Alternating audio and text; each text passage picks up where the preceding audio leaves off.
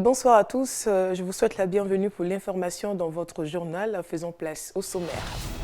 New Delhi renforce encore un peu plus sa tutelle sur le Cachemire. Ce lundi, le gouvernement indien a annoncé devant les parlementaires la révocation de l'autonomie du Jammu et Cachemire, un État situé à la frontière du Pakistan et revendiqué par ce pays. Enfin, après un 9e week-end de manifestations, la contestation se poursuit à Hong Kong. Une grève générale a paralysé le métro et les lignes aériennes de la mégapole.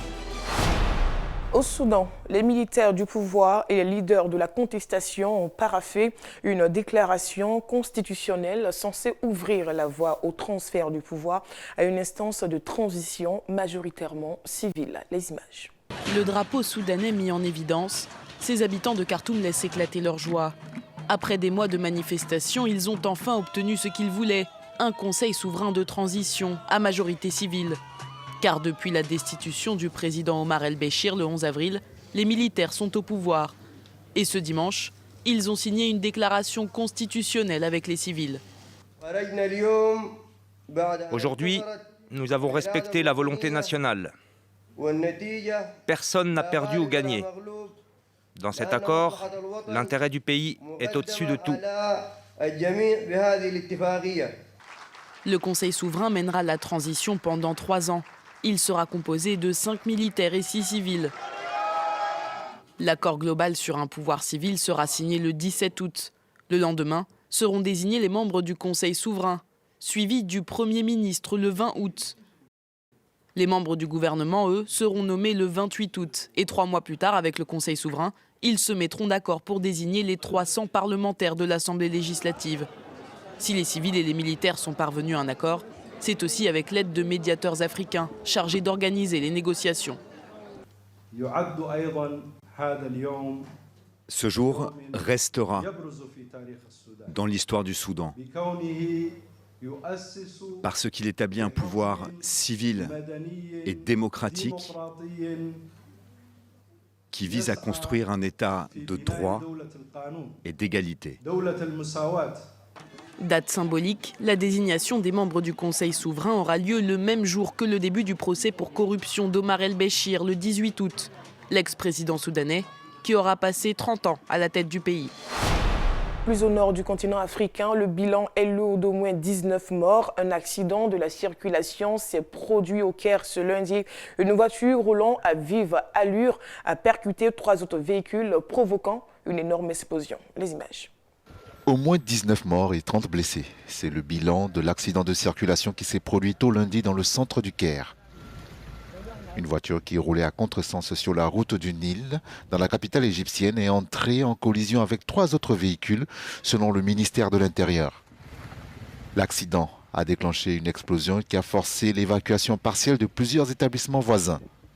Le procureur égyptien chargé de l'enquête a indiqué que l'explosion n'était pas d'origine terroriste. L'explosion survient alors que l'industrie touristique vitale de l'Égypte montre des signes de reprise après des années de stagnation en raison des troubles politiques et de la violence qui ont suivi le soulèvement de 2011 qui a renversé l'ancien président Hosni Moubarak. L'Égypte combat les djihadistes islamistes depuis des années dans la péninsule du Sinaï dans une insurrection qui s'est parfois propagée sur le continent, frappant des chrétiens et des touristes minoritaires. Le corps de Mamoudou Bari, le jeune enseignant guinéen victime de racisme à Rouen dans le nord de la France, il y a 2 semaines, a été rapatrié le samedi dernier à Conakry en vue de l'inhumation ce lundi. C'est un vol régulier parti de l'aéroport Charles de Gaulle à Paris qui a ramené la dépouille de Mamoudou Bari, tué le 19 juillet à Canteleu, une banlieue de Rouen au nord de la France. C'est en héros que le corps de l'enseignant guinéen qui sera inhumé lundi a été accueilli par des dizaines de parents et proches. Les ministres guinéens des Affaires étrangères et de la jeunesse, ainsi qu'un représentant de l'ambassade de France à Conakry étaient également présents. Nous espérons et nous sommes convaincus que justice sera rendue, car les crimes racistes ne peuvent être tolérés. Mamadou Bari était un exemple de mérite, de réussite, d'intégration. Un jeune homme sur qui nous avions beaucoup investi un enseignant-chercheur qui était promis un brillant avenir dans l'université française. À force de travail, de talent, il avait accompli un parcours exemplaire. Mamoudou Bari, 31 ans, a succombé à ses blessures après avoir été roué de coups dans la rue lors d'une agression qualifiée de raciste par ses proches.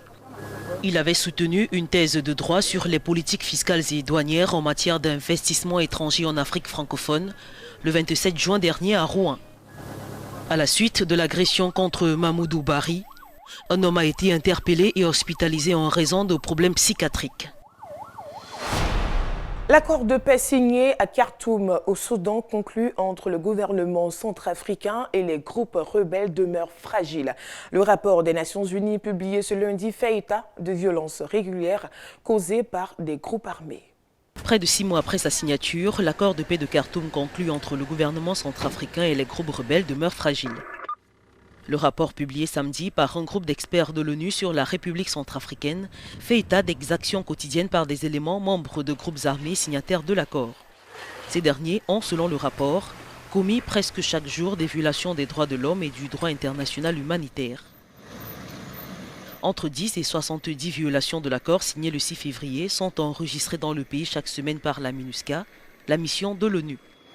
Les experts onusiens expriment également leurs réserves au sujet des unités spéciales mixtes composées de soldats des forces armées centrafricaines et d'éléments des groupes rebelles dont le déploiement est prévu par l'accord de Khartoum.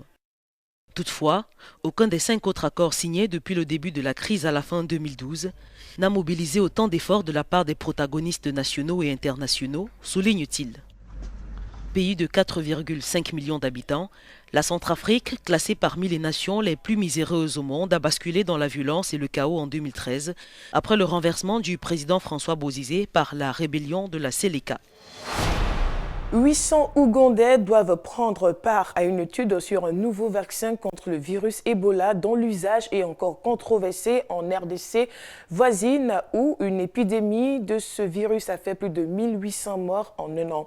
Un groupe de scientifiques ougandais a annoncé le vendredi 2 août dernier le lancement de l'essai clinique d'un vaccin expérimental contre le virus Ebola qui pourrait être également utilisé dans l'est de la République démocratique du Congo voisine. Une épidémie de cette fièvre hémorragique extrêmement contagieuse et mortelle jusque dans 90% des cas. Il y a déjà fait plus de 1800 victimes en un an.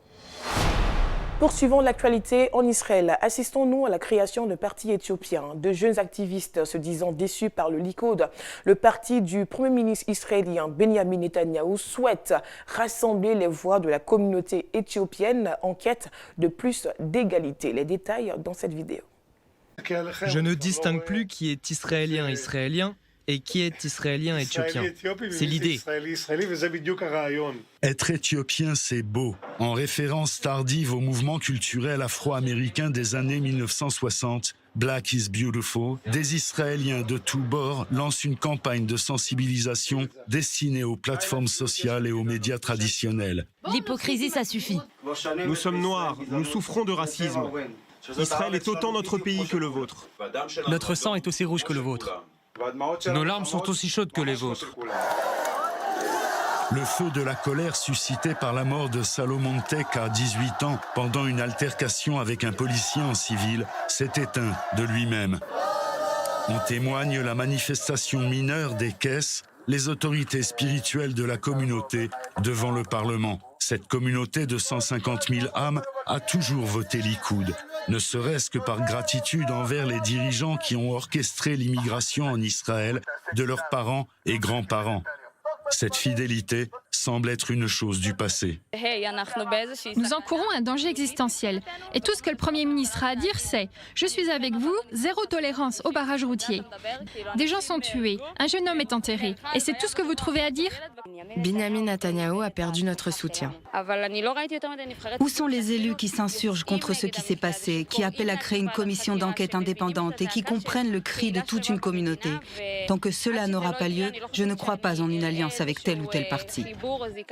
Bienvenue à Kiryat Malachi, population 23 000 habitants, ville qui compte la plus grande proportion d'Israéliens et Éthiopiens du pays. Une ville de développement jumelée à Los Angeles, emblématique de la mise à l'écart et du mal de vivre le rêve israélien de cette communauté.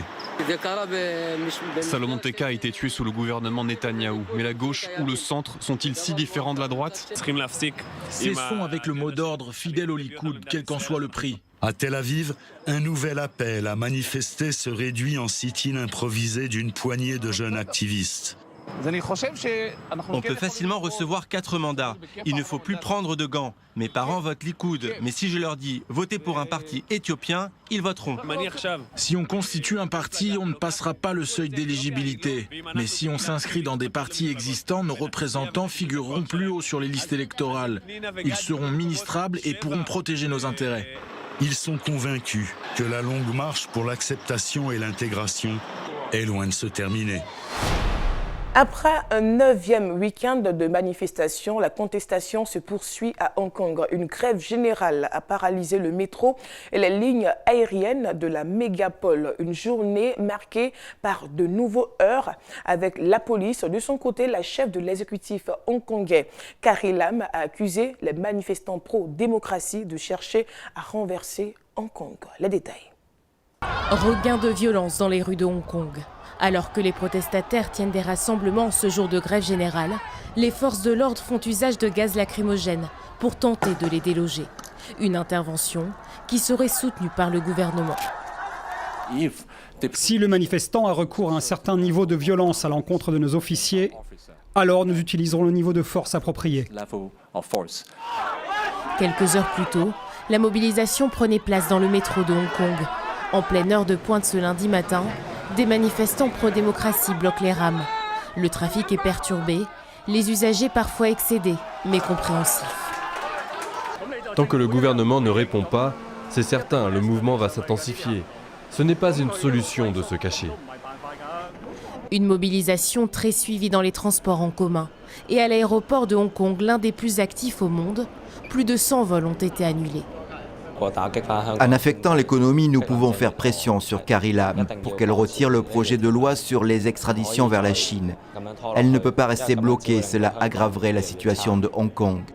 La chef de l'exécutif Carrie Lam est sortie de sa réserve après 2 semaines de silence.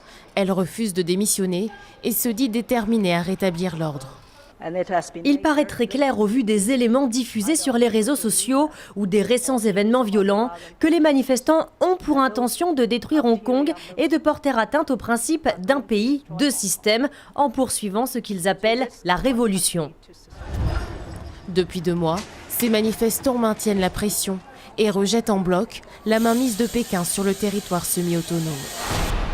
L'Inde a révoqué ce lundi l'autonomie constitutionnelle de l'État du Jammu et Cachemire Nord et a annoncé sa dislocation, une décision qui fait craindre un soulèvement de la population locale et de possibles répercussions internationales. Le Pakistan a condamné cette révocation d'autonomie et indiqué qu'il ferait tout ce qui est en son pouvoir pour contrer les mesures illégales. New Delhi renforce encore un peu plus sa tutelle sur le Cachemire. Ce lundi, le gouvernement indien a annoncé devant les parlementaires la révocation de l'autonomie du Jammu et Cachemire, un État situé à la frontière du Pakistan et revendiqué par ce pays. Une décision qui ravive les tensions déjà très fortes dans cette région hautement militarisée. Les autorités ont déployé 80 000 forces paramilitaires supplémentaires dans la région. Tout est très confus depuis hier soir. Les communications ont été coupées. Il est impossible de passer un appel ou d'en recevoir. On ne peut même pas informer nos familles. Sur Twitter, l'ancienne ministre en chef de l'État s'est insurgée contre la politique de New Delhi et contre l'oppression, dit-elle, d'une ampleur inimaginable. Comme d'autres responsables cachemiris, elle se retrouve aujourd'hui assignée à résidence par les autorités indiennes. Depuis 1989, le Cachemire indien est en proie à une rébellion séparatiste qui a fait plus de 70 000 morts, une insurrection à laquelle le gouvernement nationaliste de Narendra Modi s'est promis de mettre un terme. En juin 2018, l'Aquarius avait été un des premiers navires refoulés par le gouvernement italien qui fermait ses portes aux ONG recueillant des migrants en Méditerranée. Après une semaine en mer, il avait fini par accoster en Espagne et ses 630 passagers avaient été repartis entre 6 pays, dont 19 au Portugal. Le Portugal est une exception en Europe. Il est demandeur de réfugiés, notamment pour faire face à la pénurie de main-d'œuvre et au déclin démographique. Reportage. Victime de persécutions religieuses, Mori Camara a fui la Guinée, son pays d'origine, en 2017. En Libye, j'ai fait 1 année 7 mois. Et 1 année 7 mois, j'ai fait 6 mois en prison ferme, où j'étais traité, où on me traitait, on me torturait. Et j'ai été vendu comme un objet, au fait, des marchandises à des personnes. Après avoir payé des passeurs, c'est au bout de 4 tentatives et à bord d'une petite embarcation que Mori traverse la Méditerranée. Arrivé en mars dans ce centre d'accueil à 250 km au nord de Lisbonne, il compte désormais vivre au Portugal. Au Portugal, depuis que je suis venu ici, je trouve que tout le monde est agréable. Parce que quand tu es dans un lieu où on te respecte, où on respecte ta dignité, où à partir du moment que les uns et les autres se considèrent comme des frères, comme des sœurs, je pense que c'est la meilleure des choses. Le Portugal est une exception en Europe. Le pays souhaite accueillir des réfugiés pour faire face à la pénurie de main-d'œuvre et pallier au déclin démographique. Mais tous ne souhaitent pas rester. Certains rejoignent des membres de leur famille ailleurs en Europe. D'autres repartent vers des pays où les perspectives économiques sont plus intéressantes. Cependant, depuis 2015, près de 2000 personnes ont déjà été accueillies. C'est une force pour notre pays en termes démographiques et économiques d'accueillir ces personnes. La croissance économique locale, que ce soit au niveau industriel ou agricole, est telle que ce sont les entreprises elles-mêmes qui sont en demande de migrants. 43% des réfugiés arrivés au Portugal ont trouvé un emploi. C'est le cas de Déborah. Cette Nigériane de 21 ans a fui son pays en proie aux violences répétées du groupe terroriste Boko Haram. 1 an après avoir été secourue en Méditerranée par le navire humanitaire Aquarius, elle travaille dans une entreprise de Fundao et vit aujourd'hui dans un petit appartement fourni par la mairie. Aujourd'hui, ma vie est bonne, j'ai un toit, je travaille, je mange bien, je mange vraiment tout ce que je veux. Je suis vraiment heureuse, la vie est belle.